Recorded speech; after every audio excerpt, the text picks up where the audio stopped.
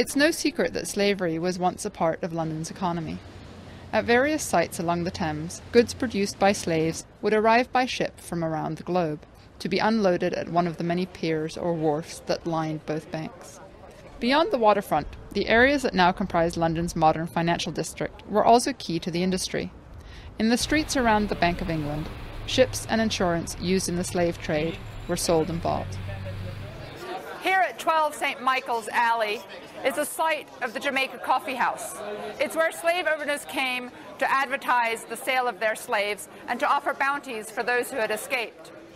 It's one of the many sites dotted around the square mile of London that reminds us of the link the city has had with slavery and the profits that were made off its back. And those links may soon become a bit clearer. University College London recently launched a new project titled The Legacy of British Slave Ownership. UCL aims to document the identity of every slave owner in Britain at the time of abolition.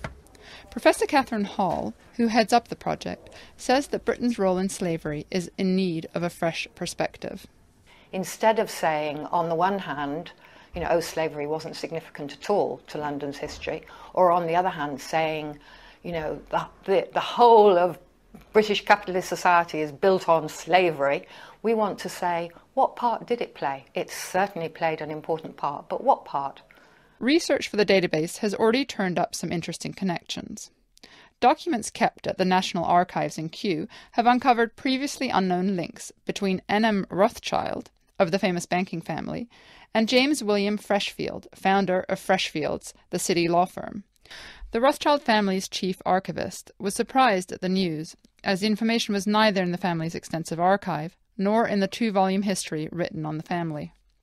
Both Rothschilds and Freshfields were quick to point to the reformist elements of their predecessors' lives.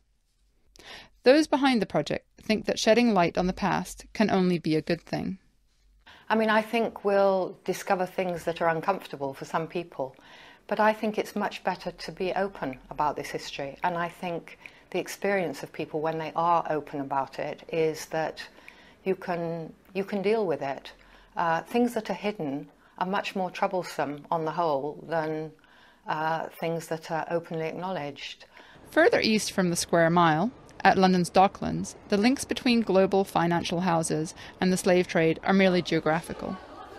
Here at the Museum of London, a permanent exhibition stands as testament to the wharves and warehouses along the River Thames where goods produced by slaves across the empire would make their way to the capital. But with UCL's work just getting started, we may soon know more about the past, and what the implications are for the present. I'm Carola Hoyos for the Financial Times.